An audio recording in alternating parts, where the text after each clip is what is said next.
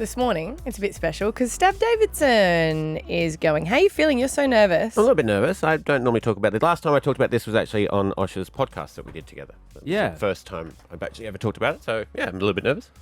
Still want to do it? Is that an option? Yeah, no, of course it's an option. Fine. That's an option. No. We're all here. We're all your friends. We're all here to support you, Stav. Thank you.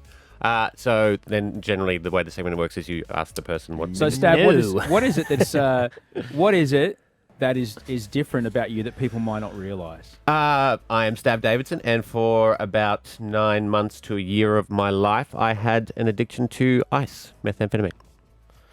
And how long ago was this? I was working in the coffee shop, so just before I started, maybe a year before I started working here. Right. So 13 years ago. Right, and you've never really talked about this, as you said before. No one would know this about you. Not many people know. Yeah. Can you describe what your life was like in that time? Good. Surprisingly, there was nothing wrong. The way it happened was I was smoking pot quite regularly, and I will never forgive this person for what he did, because I was naive at the time, and he was the guy I used to get my pot off of, and he said, "I've got this other stuff. I've just got too much of it. Would you like some?" So this is before it was freebie. an epidemic kind of thing. Yeah. So he gave me a freebie. Oh, the classic. Yeah. The classic see, pusher. I was unaware that was going to be from there, because it's one of the most addictive things in the world. And he went, "Hey, try that," and I was like, and then I was all in. And, that was it. And, that was how it all started. How much is it costing you then? Oh, I'm going to ask everyone's questions. 13 10 60 if you've got a question to be able to ask. Because, you kind of go, I've had a lot of friends that have had ice addictions and they haven't come back from it. Yeah, right. Do you know what I mean? Like, it takes over their life the amount that they need to use. Because at first it's like, well, it's a cheaper drug. Yeah. And then eventually, it can't get back on the straight and narrow. Well, I was using a lot. And I was working in a coffee shop. I was doing it before I would go to the coffee shop in the morning. Yeah. Taking it to work. Really? You were managing this coffee shop at the time? Yes, I was. Very quickly. And you know what? But no one... did anyone at work cotton on? Did you tell anyone at work? No one at work knew. So you're able to function. You're able to do your job, and no one functional. knew. Yeah. And probably the hook for it, for me, was... It's hard not to glorify. I'm not glorifying it. It's horrible when you ask me questions. But as a comedian, what it does to your brain and how fast I was able to think, and I mean, that's my big thing, is how quick-witted I am.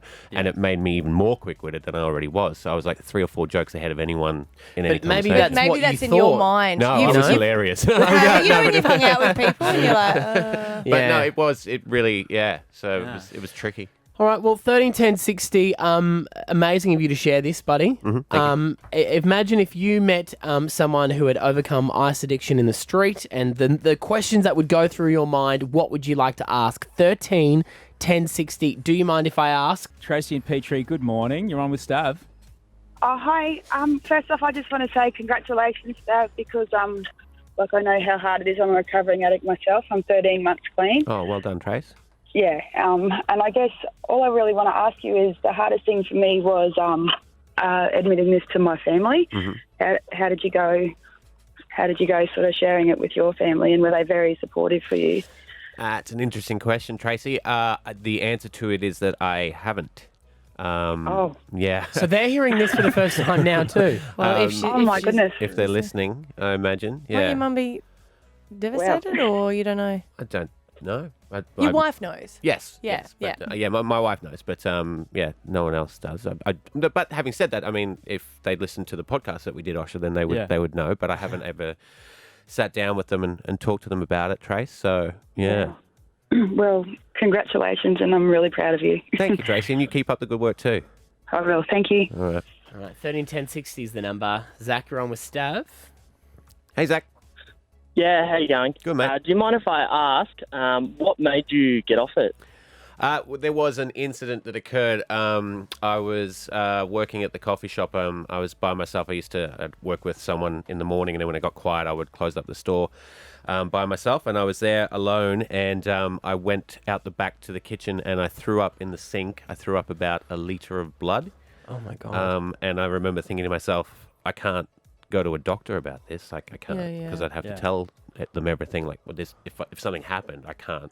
Yeah. You know, there's nowhere I can go. There's nothing I can do about it. And that just made me snap right out of it. And I guess I'm really lucky in this situation because I know how hard it is for people. But I just stopped, and that was it. I just never went back after that. So Wow. it just scared me straight, I guess. Well, that's really lucky, Stav. I know. Some people have those situations and go, "Oh, I know the thing that'll make this feel better," and they get straight back on it. Like to have, because the way addiction works, it convinces you that you don't have it. Yeah. Yeah. So you're really lucky to have that moment of clarity. Yeah, and it was just like, what could I do if something seriously went wrong? And then everyone would find out, I guess, too. So yeah, Because it's not illegal to go to a doctor and talk about this. No, stuff. I If know, you need yeah, medical help, you can go, but you're yeah. just worried. yeah. Yeah. Kate, on the Sunshine Coast, you're on with me. What would you like to ask? Do you mind if I ask, and I guess this depends on, I'm not sure what your story is, but we, in our family, my in-laws, I suppose, we have somebody who is struggling and has become quite destructive. And we've done, the tough love and got into jobs and done everything we can, sent ourselves broke trying to help him. What is your advice to help someone like that? It is really tough, Kate, because I remember people, like some of my closer friends, trying to help me at that time, and you just don't listen. Because these were all friends. I mean, this was in my 20s. We're all sort of, doing recreational things. Yeah. But then when I went to that harder one, they were like, "Mate, this is ridiculous." And I remember one time I came home. I'd been away for a day, and I came home with a friend, and I ran straight to it because I'd been away for so long. And he was like, "You've got a problem," and I was like, "No, I'm fine." So it's I don't know, Kate. It's really hard. It is because hard if they someone don't- doesn't want to. If they don't want to, then they're not going to listen to you. Is the thing. But I always feel like I think too, sorry. no, you go. It's very easy, I think, for us to feel selfish about it. I felt angry for a very long time. And now I'm kind of at the point where it's like, if this was me, I would have people knocking down walls Yeah. to help me kick this habit. Yeah. Is that what I should be doing with him, or do I just let him go? Have you tried? It's really hard. Have you tried something like Naranon, Kate? Like it's for the friends Yeah. and family. Yeah. Like I know He's actually been in some trouble of late, so Yeah, right. yeah. It is hard, Kate, and I think it's hard if the person doesn't have that hope or that faith or that want to get better as well. So good luck. Chris in Indooroopilly, we're going to wrap up with you, mate. Do you mind if I ask? Stav has said he had an ice addiction. What would you like to ask him?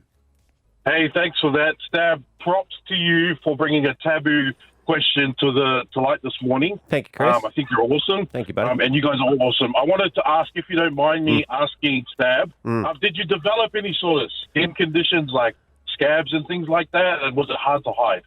No, I didn't actually, Chris, and that was one of the problems and one of the reasons I stayed on it so long. I mean, you see the sort of posted people for ice addiction, and they've got all the scabs and their teeth are falling out. I didn't actually have any of that. I don't know if I probably wasn't on it long enough. Long-term user. what about your hands? I shook a lot. Didn't you say you had blisters though? Oh, I did have blisters on my face. I did because it gets very hot. The pipe gets very hot, and I would continue to pick it up, not knowing that it was hot, and I had a lot of burns on my hands. But that was probably the only thing, which was one of the problems with it though, because there was no sort of physical debilitation. So I was like, this is cool. This got almost no side effects. But I think if I had stayed on there for longer, it would have started falling apart. So.